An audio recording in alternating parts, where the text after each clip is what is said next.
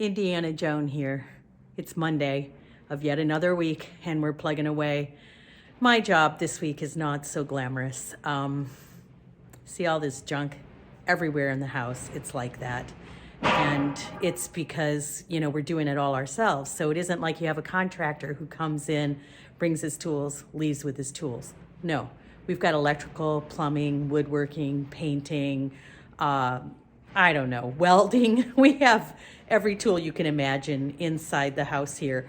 And the guys putting in the heating and air conditioning, who have not shown up for over 2 weeks now, want it cleared out all around the perimeter so they can put in all the vents. And the drywallers we got one bid. We're waiting on another contractor for a bid. And he wants everything cleared off of all of these floors because the guys walk on stilts to put up the drywall. So my task is to organize all of this, get it out of the space so that workers can come and do their work besides us.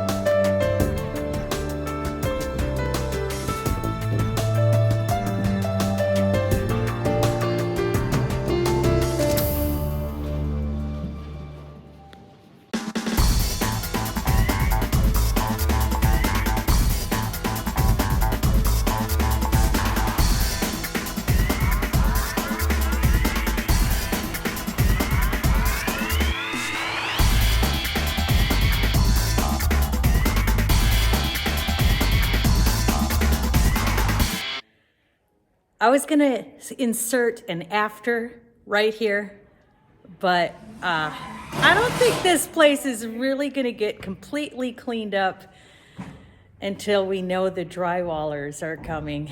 We keep working and using tools. Well, I'm picking up trash and, well, not really trash, things that are important and putting them away. Kurt is working on putting up blocks for the drywallers so that they don't have difficulty in putting the drywall where it needs to go. So it's just a lot of little tedious special cuts, putting things in place for the drywallers, which honestly, I don't know if they're gonna come this next month even, but we're gonna have it ready for them so there's no excuses, right?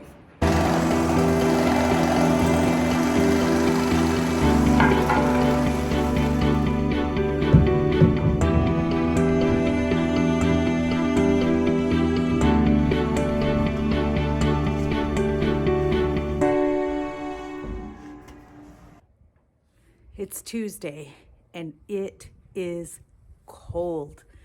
We're wearing winter coats and gloves to do work inside. My hands are still freezing and that's just how it's going to be today. Our electrician arrives today. It's been a rough night for him. He got stranded in Chicago in the airport. He was supposed to come last night about 10:30. He's going to end up coming today at about 12:30. And that's not what you want friends who are giving you a gift to have to endure, but he'll have a good story to tell. So looking forward to him coming in sooner. This is our patio, and we're gonna put a retaining wall right there, you can see. Now I know it looks like we're building right on our neighbor's property there with the edging, but they put their edging on our property, and where that black pipe is sticking out, that's actually our property line. But we're just gonna build it up. They'll probably end up keeping their brick or their concrete little thing because I don't think it'll affect our retaining wall. And next time we need to get surveyors before we start doing stuff, right?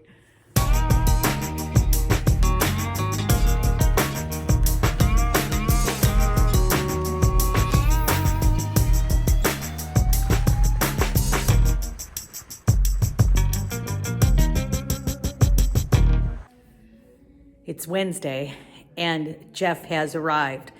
Happy for that.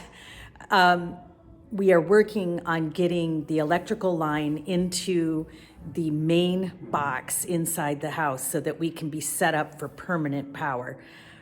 It's something that takes two guys. It's a lot of work, and their goal is to get it set up by the end of the day.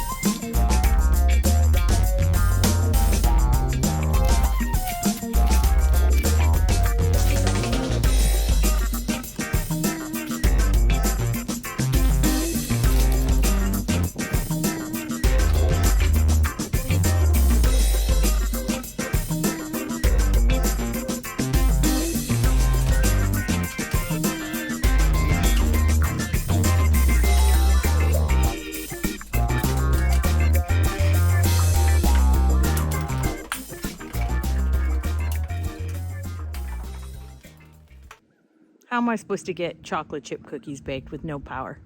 I've had no power. It's time to get things done. I'll get this electrical service in.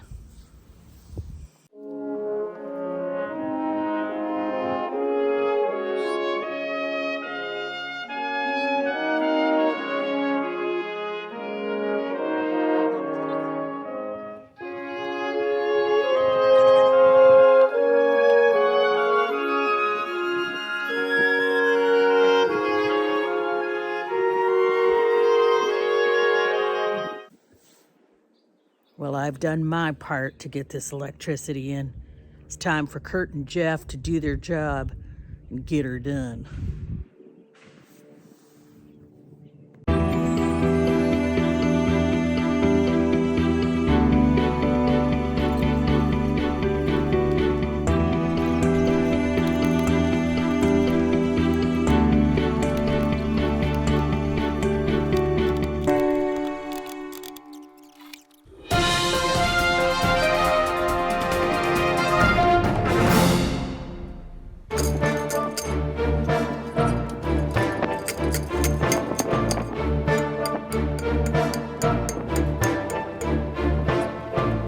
I was going to explain the ground rod idea to you that we just saw Jeff pound in, but I'm going to let Kurt do it, okay? Electricity goes from the power plant, that's on the hot side, and goes through your circuits, and it wants to complete the circuit. And it can complete the circuit by using the white wire, which is the neutral, and take that back. But what happens if something happens to that white wire? If you're standing there and you touch a live wire and you're standing on the ground will complete the circuit. And so in order to be safe, so that you're not the thing that completes the circuit to get that power back, then you pound in a ground rod, and that ground rod serves as the completer of the circuit in a safety environment in case something else goes wrong. I don't know about you, but that was about as clear as mud to me, but I kind of get it. Just keeps you from getting electrocuted because you got copper tied to a copper rod pounded into the ground.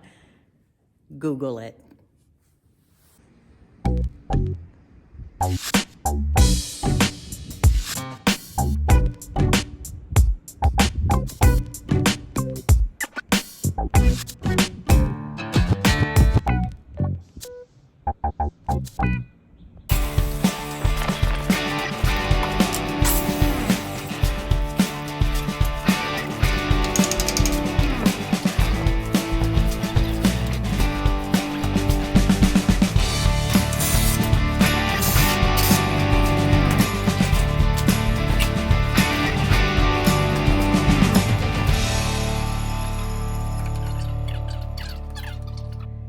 Indiana Joan here.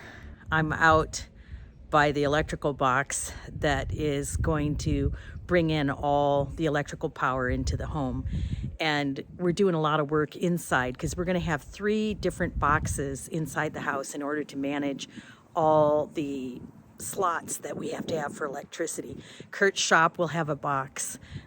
We'll have a box that is mainly the kitchen, and microwave has to be on a separate switch from the oven, from the refrigerator. They all have to have their own spot.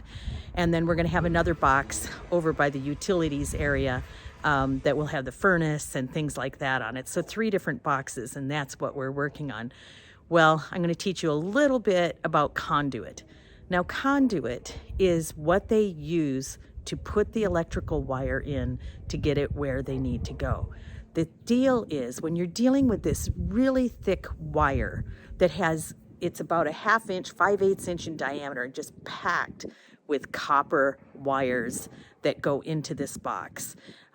They bring it into the house, but then you've got to transfer that. When you're dealing with the heavier duty wire inside the house, you have to use conduit. And this is just plastic PVC. It's different than plumbing conduit. Mainly plumbing conduit is usually thicker, and this is called Schedule 40, and that just tells how thin it is. If you see gray pipe, it's going to be for electrical work. If you see the white pipe, that's plumbing. The other thing that normally you have wire that is just like this, and that doesn't need a pipe because there's hardly anything in it. See, it's just got a little bit, a couple of copper things in there, and that you just string through all the walls and such. But this heavy duty wire that I'm standing next to, that's going into that box, has to always be in conduit. Plastic conduit is used when it's going to be enclosed underneath, like in the ceiling, in the walls, that gray conduit that I tossed on the ground. The metal conduit has to be used wherever it's exposed.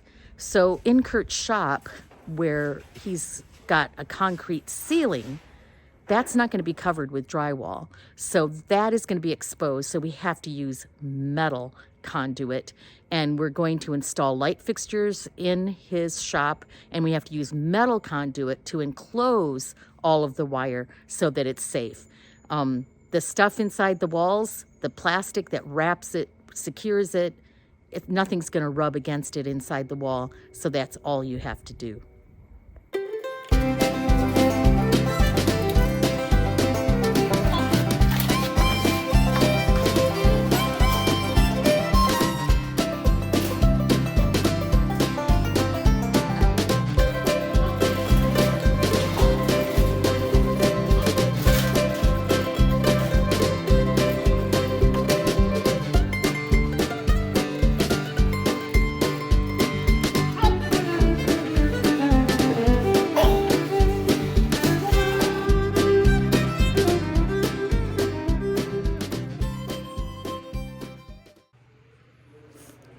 We're at the end of the day on Thursday, and look, the box is gone in the garage. No more wires through the hole, remember that? Well, that's because we moved it downstairs, and we now have 3 boxes hardwired in, ready for electrical to be attached to them and have permanent power. So that's pretty exciting. We have a lot of work to do before we can actually call the inspector and have all of that happen, but the hardest work that we needed a friend who could help us out has been completed.